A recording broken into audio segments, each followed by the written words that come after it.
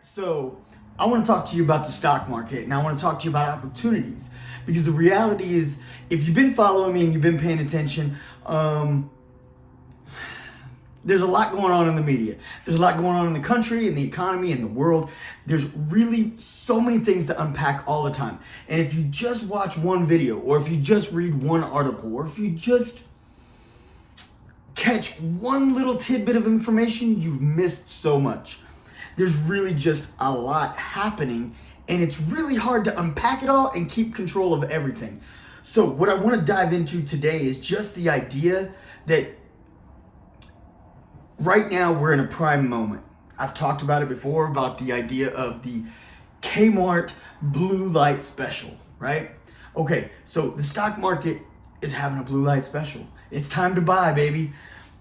It's a great opportunity to buy. It's a great time to get in while the getting's good, right?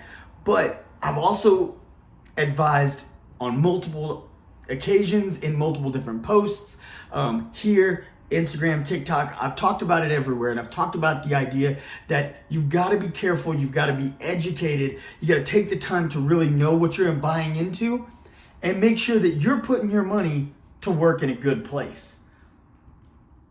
This can be tricky at times.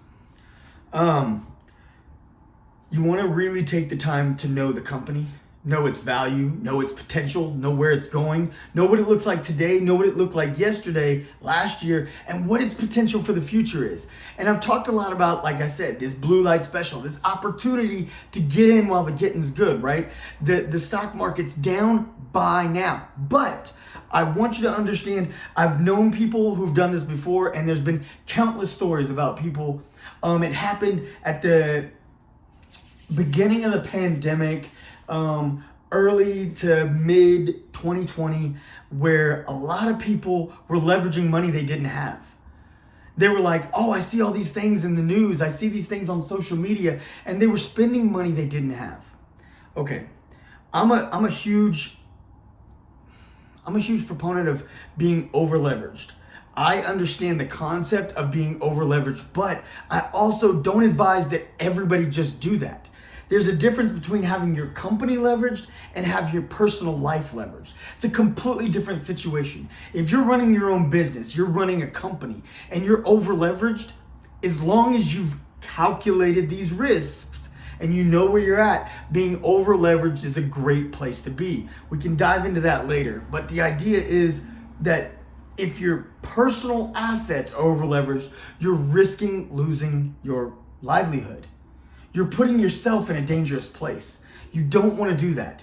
And you definitely don't want to do that on a hunch or a whim. You know, like I said, when I've said be leveraged before, it's calculated leverage. It's knowing what the risk is, calculating that risk, and gauging whether it's a risk that's worth you taking, or are you putting yourself in jeopardy. You want to know that the ROI, your return on investment, is much greater than your potential losses. With great risk comes great reward. That's a saying we've all heard. We've heard it many times, and it's like, it's got merit. It does have truth, but you don't want to risk to the point that you've jeopardized your family, or you've jeopardized everything you've worked for, everything you've built towards, and then lose it all for what? Because you jumped on a hunch? So the idea is that as you grow over time, as you grow in your portfolio, in your investments, in your savings, you want to be able to have at least a reasonable amount of liquidity, so that way when you see opportunities, you can jump. But if you're not in that spot today, don't feel like hope is lost. Don't feel like, God, there's this great opportunity. I can make so much money if I bought into this right now. I see its potential. It's going to be huge. Do you have the money for it? If you don't have the money for it, then you don't have the money for it. Don't leverage yourself in order to buy into something that you're hoping, believing, even you're fully 100% convinced this is a lock, it's a sure thing. That is a gambler's mentality. It is. It's a gambler's mentality. It's a sure thing. I'll never lose. People lose every day. People lose all the time. If you're wise, you're careful, and you're calculated, your wins will always outweigh your losses. But even though your wins will outweigh your losses, you don't want to take one of those losses in an early stage in your growth, in an early stage of building your portfolio or building your individual or family wealth. You don't want to do that early on to where you have nothing to leverage. You're leveraging your life. As I said, there was people in the pandemic who saw this opportunity and they're like, well, everything's tanking anyways. Everything's looking bad. Everything is just, in the dumps. So why not I just try something? I don't fault you for trying something, but to invest in something you don't understand and then it go left and you lost everything you had. There was countless people, who bought into GameStop. It was a meme stock. For those of you who don't understand what that is, a meme stock is the idea of a stock that only was gaining traction based on social media, based on little blurbs. It wasn't real. It didn't have that kind of potential. It just didn't. There was one stock, AMC was a big one, that some people thought was a meme stock. It wasn't. AMC was a solid investment. I got in early. I got in on AMC before it hit media, which was great because I saw the transition in the pandemic and I was seeing what was happening in the world. And something that I took note of that another friend of mine I was talking to that we all talked about, and it was the thing that made AMC different was watching what was happening in the world. Yeah. The world was changing, right? We were going through this pandemic. Everybody was like, okay, after everything gets back to normal, as they kept wanting to say, everybody kept saying, let's get back to normal, get back to normal, get back to normal. Okay, so when everything was going to come back to normal, what were people going to want to do? They were going to go back to living their lives as they lived before. What was something you did before that you could not do during the pandemic? People went for walks. People went jogging through the neighborhoods. Even some neighborhoods were not supposed to. People did. People got, grocery shopped. They did Instacart. They did Amazon. They did curbside pickup. It's not the same. But some people found this as an opportunity to transition how they shopped, and they actually never went back. They never went back to grocery shopping. Because why? When you have all these opportunities to get it delivered for you or get it, selected, and all you have to do is, I'm going to grab it. These people saw an opportunity for change in certain things that was good, and they saw an opportunity for change that they didn't like as an opportunity. They saw it as a hindrance.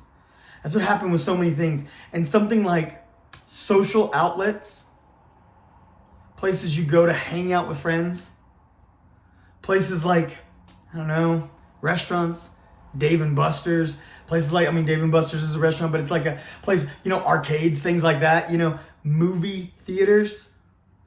Okay. Movie theaters aren't the way of the past. They're not really. They've not gone the way of the dinosaur yet. Although some people think that eventually it may be there, I don't know that it ever will be. But what I saw during the pandemic is I watched some of these titans of theater chains close down multiple locations. Now, when I was reading the articles about the different chains that were closing down, one thing that I did notice, AMC wasn't closing. AMC wasn't shutting down locations. AMC was literally teetering on the brink of bankruptcy. They were like, what are we going to do? What are we going to do? We're running out of money. We can't open our doors. We are at a loss. So you know what they did? They took an opportunity. And see, this was me in like December seeing the potential for AMC as things might take that shift. And as long as they haven't closed down like all these other places, while it was teetering on bankruptcy, so many people were cashing in their AMC. They're like, man, I did have some AMC and I don't now. I know better. They're going to go bankrupt. I'm going to lose all my money. I was like, I don't think they're going bankrupt. There was in December, I bought in. In January, they were talking. With the board and the CEO, and they were talking about the different things that they could implement once things got reopened that could maybe attract new customers or attract the old customers to come back again, opposed to maybe going to a competitor or things like that, or finding the comfort in their own home and their streaming platforms. They were talking about, upgrading, the soft drink stations and the way that they serve popcorn, and it seemed like small things. But to me, those small things are what you love about the movie theater. It is. It's what you love about the movie theater. You want to go to the movie theater not just to hang with your cousin or your homeboy and watch a movie, but you also want to go for that atmosphere, that ambiance, that vibe of, I'm watching this massive screen with this massive sound and it is lit. And not only that, I'm watching it with the first time with all these strangers, which is cool. And I'm getting some gangster snacks. I mean, this stuff is what is up. You know what I mean? And I remember growing up, looking back, and I was like, man, if you looked at some of those snacks in the daylight, whoo. But under that dark light, in that room, those snacks just felt right. It's like a ballpark hot dog. Like you go to a baseball game and you get a hot dog, there's something about it. A hot dog and an ice cold beer at a baseball game just feels right. Just makes you feel warm. Just makes you feel good. Just makes you feel like things are right. You know what I'm saying? And maybe that's not you, but I'm saying for a lot of people that's what's up, There's something about that flavor, the aroma, the atmosphere, that everything just coming together exactly right.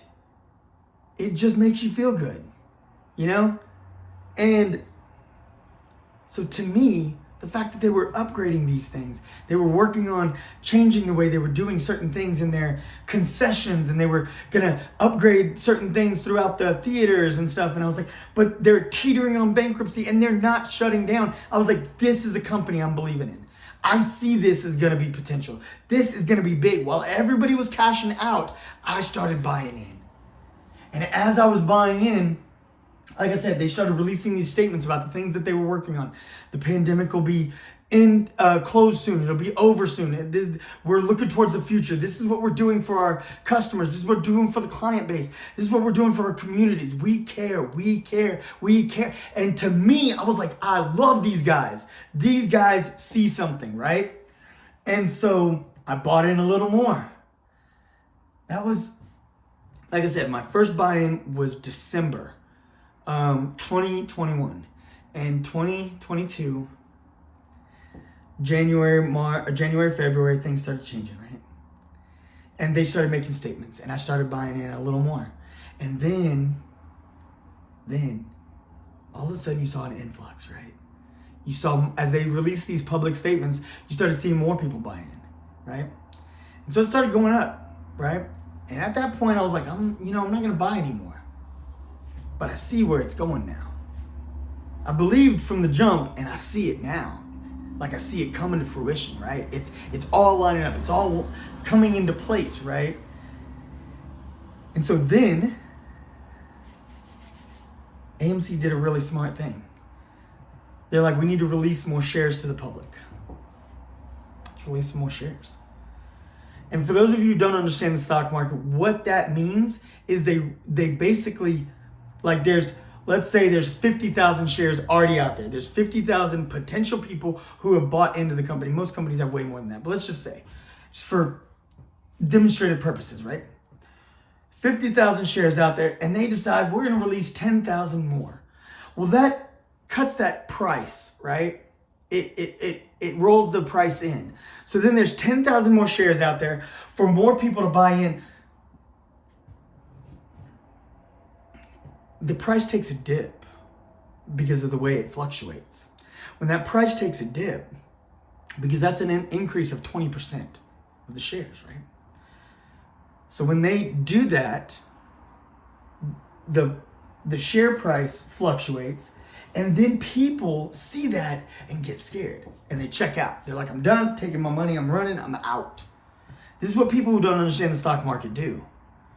But typically when companies do this, it's to create an influx of cash quickly so they can take that liquidity and do the things they were trying to do. Or like in this particular case, they were trying to not shut down different locations as several other chains had to do. They were trying to stay ahead of the game. It was a smart move. And slowly that stock price continued to creep back up again. It was great. It was a great, great, great moment. I remember talking to a buddy, one of my investment partners and one of my friends from college, when Coinbase dropped. When it finally went public. And I was like, man, the opportunity to jump that morning was a small window because it climbed so fast. And by the end of that day, it was huge. And then it trickled down and trickled down and trickled down and then came up and trickled down and trickled down. It was valued way too high when it hit the market. But at first I looked at it as like, man, we kind of missed that sweet spot. But that's okay. We're just going to give it some time. Me and my buddy and my partner, we were like, it'll give us some time to really gauge things before we see how much we want to buy in, right? But it was valued so high that even though it took off from the jump, it came down considerably. And it kept fluctuating, but slowly decreasing. So that window that we initially thought, hey, we missed that sweet spot, we really hadn't. Because its open valuation is still higher than its value today. Now, it doesn't mean it's a bad company. It is right now still presently the only publicly traded crypto firm. It's not a bad company, and its valuation right now is still pretty decent and comparable to a lot of other banks and a lot of other firms that are out there. It's not a bad valuation, but still considerably lower than they initially estimated it to be, which changed the dynamic of that stock. What I want you to take away from this is, even though I have told you, and even though you may hear other people tell you that, hey, this market is an opportunity, a lot of people are saying, sell, get out before it's too late. And I've continued to put out there that this is not an opportunity to sell. This is an opportunity to buy. You've got to be a bull in a bear market. This is your opportunity to get in while the getting's good. But with me saying that, I do not mean get in over your head.